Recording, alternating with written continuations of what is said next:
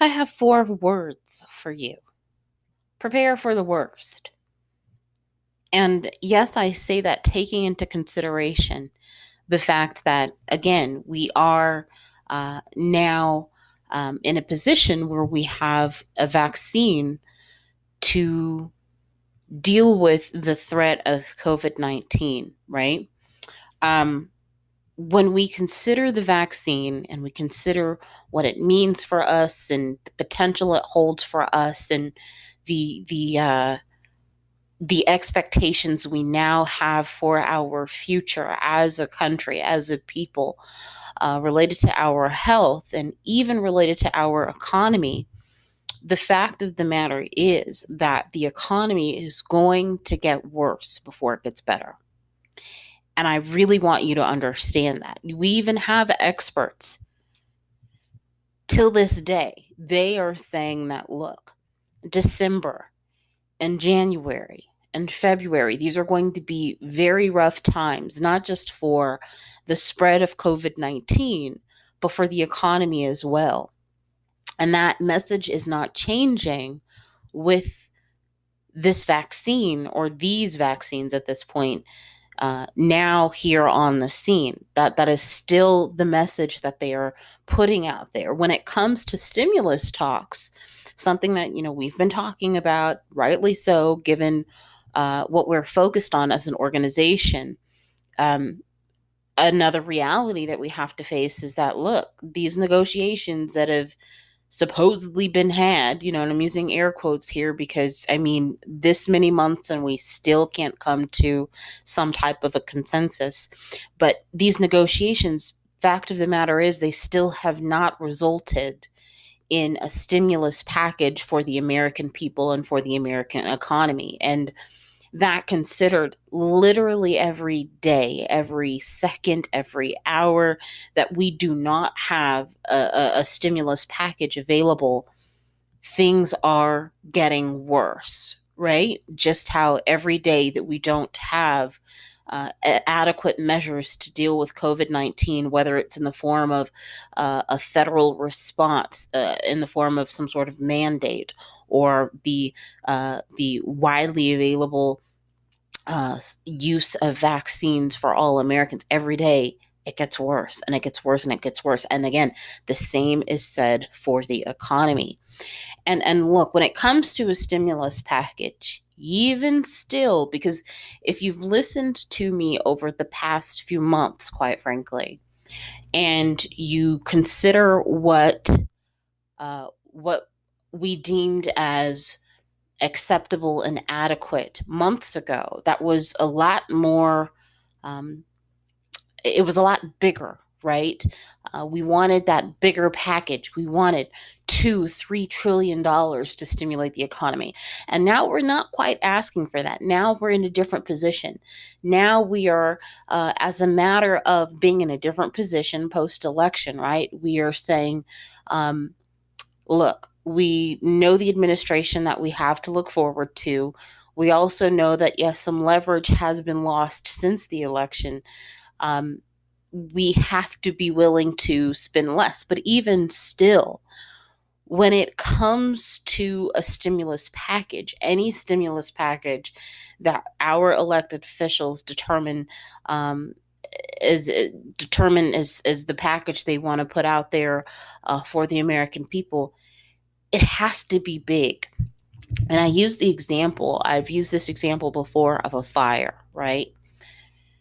You have one camp of people that look at a raging house fire and they say, look, we want to connect a water hose to a fire hydrant and we want to utilize all the water that we deem necessary that is available to us to put out this fire. Then you have another camp of people who say, well, yeah, we want to put water on the fire too, but we don't want to connect the hose, or the hose is too expensive for us to buy. But look, we have a bucket right here. So we're going to, rather than utilizing this fire hydrant right here, we're going to go down the street, make this little quick detour, and go into this house, turn on their faucet, fill up our cheap water hose, excuse me, our cheap bucket, come back and throw this water, because remember, we're offering water too. We're going to throw our water on this raging fire. By the time, when you consider that example, by the time that second group of people, the people who want to use the bucket, by the time they actually go and fill their water hose at their location, their required location, rather than using that fire hydrant, by the time they go and they fill their bucket, do you think the expectation for the fire is that it will have calmed down magically, or do you think it would have gotten more intense? More likely than not, that fire will have raged on. It would have gotten more intense, right? And you can use that kind of example to try and understand the different solutions. Yes, that fire hydrant, that's a lot of water. You may end up, with a lot more water than you actually need, to the point where you have fire damage. But in the act of a raging fire, is that really the time to think about the amount of water that you are using to put out this very real fire, right? Most experts, they are at the point where they're agreeing and saying that, look, the US needs to be spending heavily to prop up the economy. You will have some, I'm not saying all experts are on that same page, because do you ever really expect all experts in a specific field to be on the same page? I mean, no, right? So, and this is no different. But for the most part, a lot of experts, a lot of economists, a lot of people who are very knowledgeable on the economy are saying that, look, we need something big. We need a lot. We need heavy spending to get this economy properly stimulated, to get it where it needs to go, so we as a people can get to where we need to go, even with a vaccine. This is something else that I need to make clear. Many Americans, in this past few days, right, have people just said, well, we've got a vaccine now, I'm going to forego the mask, I'm going to forego the hand sanitizer. No. Even with the vaccine, especially in these early stages, Americans, they should continue until further notice, until the data shows us, the numbers show us that things are actually getting better and we're not having, thousands, hundreds of thousands of people contract this virus needlessly every day.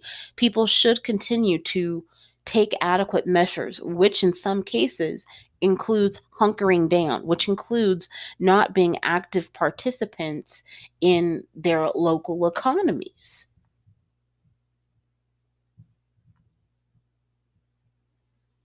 And the fact that people still must take adequate measures to save their lives, unless you're expecting them to do something different, unless you're saying, well, look, don't really care about your life and just worry about who in the heck?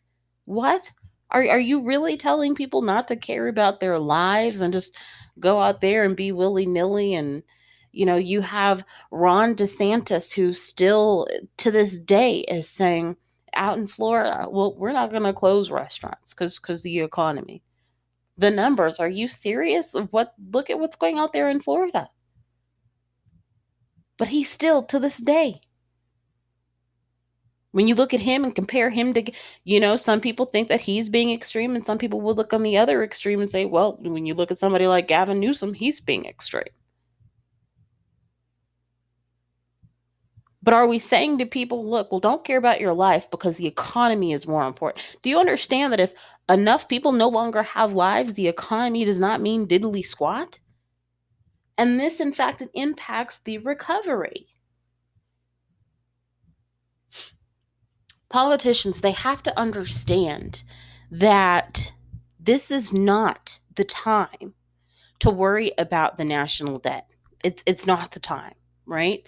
In what other types of emergencies do we worry about payment? I mean, you could look at something, on on a non-governmental level, like, when we are, again, when the fire department comes out, do they sit here and they say, well, we can only use X amount of water because, our local officials have told us that the budget is really bad, so we're only going to use about 1 gallon of water, and if we can't put out this fire, it is what it is. Do we do that? Do we talk about, and this is something else that literally, like, and this is no disrespect to people who live in these areas, but like, do we ever hear about, as much as people talk about, for instance, personal responsibility, right?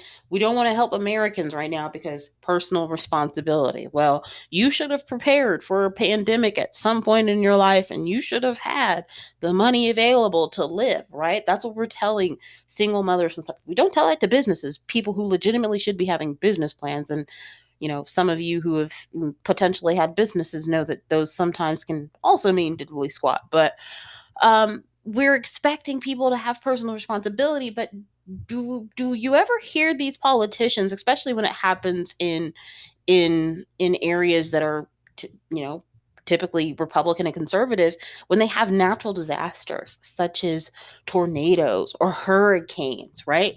Do they ever say, well, look, we're going to turn down federal aid. We're going to turn down FEMA money because, the government and the budget and the deficit, and no, do we ever say, you know what, you people down here living in these areas, you should not have made the choice to live here. Personal responsibility. You see every year, time and time again, but personal responsibility. You got to make better choices, but we don't do that, right? But in this emergency, we are doing that. Like I said, I better not see any of these specifically self-labeled fiscal conservatives talk about or be willing to accept any aid if they are not willing to accept aid for the American people related to COVID-19 economic stimulus. I don't care if you have a hurricane. I don't care what goes on in your city, town, whatever. I don't care. Turn it down. Because at least then I can say, you know what, that is a man or a woman of principle, because you know what, they weren't willing to help Americans with COVID-19, but you know what, even though their constituents have been bombarded with tornadoes or whatever, or hurricanes, they're willing to turn down that money too. So you know what, they're a man or woman of principle. So you know what, I can't be mad at them. But you do not have the right to want that FEMA money when it helps your people, but try and deny it for everybody else. You don't have that right.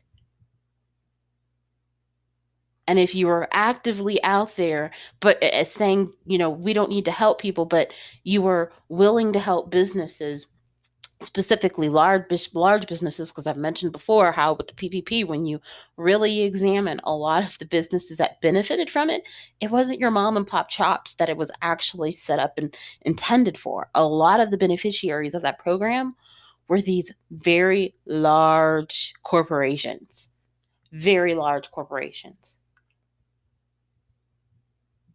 But I've gone off on a tangent here. But that said, this is not the time to worry about national debt, because we don't do it. Well, yeah, I'm not going to say we don't do it, because you do have some people who legitimately, they make that their life's purpose is to talk about national debt, national debt, national debt, national debt.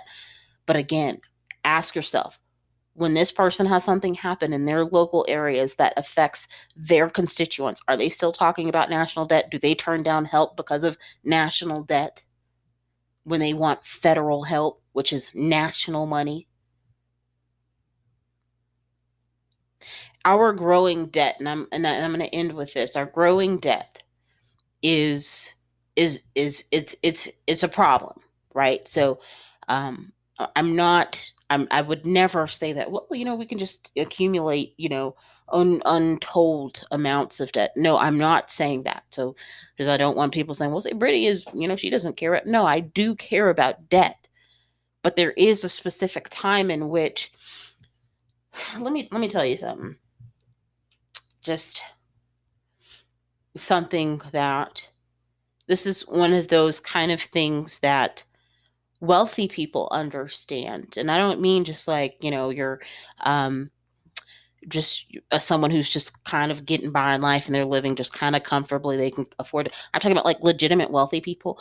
Most wealthy people understand that sometimes you have to utilize debt to make a profit. There is such a thing as good debt, especially, for instance, in the real estate market. That can be very good debt, right? But then you have your credit card debt, consumer. That's not the same thing. But this idea, a lot of people, and again, no disrespect to people running around, because I understand that their intentions might be, good. They may be coming legitimately from a good place, but you cannot equate the debt of a federal government when you even understand what the dollar is, how it operates, and that it in and of itself is debt. It is created by debt. You really will come to understand that, look, our economy cannot operate without debt, and that even includes our federal government. This idea. Now, have we operated without debt? Very briefly. When you look at our national picture from a very brief blip in time, we were in a position where we had no national debt. Now I'm talking post gold standard.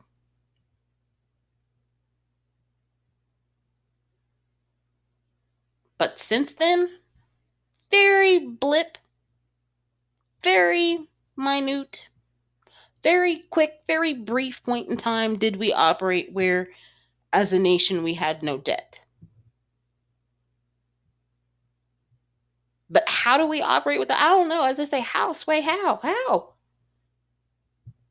But I'm going off on a tangent here. But let me end here. The debt is important, even despite what I just said, and it can threaten our economic future if we let it get out of control. But this time where we are facing a pandemic, this time where our economy is a battered spouse, this is not the time to worry about the debt. We worry about the debt when we get that battered spouse out of that situation. We worry about the gas money that we had to use to go pick her up. Later, you know what I mean? Like, we worry about that later. Right now, we need to rescue her. Because if we keep sitting here talking about, well, I've got to use this amount of gas. I got to go to the gas station, and when I go to the gas station, I got to figure out how much I have to use because, I've got this money, and by the time we figure out calculating going to the gas station to pick up the battered spouse, she will be dead. And that's what's going on. But like, if we wait too long, we will reach a point of no return. Are we there yet? No, but we are well on our way, even with a vaccine. So to answer the question, does a vaccine mean we don't need to stimulate our economy? The answer to that is very, very simple. No. That's not what it means. A vaccine is not, it's like, oh, no, we've got a vaccine now, so no, we don't need to. No, we still need to stimulate our economy. Why? Because too much damage has been done. We have to remedy the damage that has been done.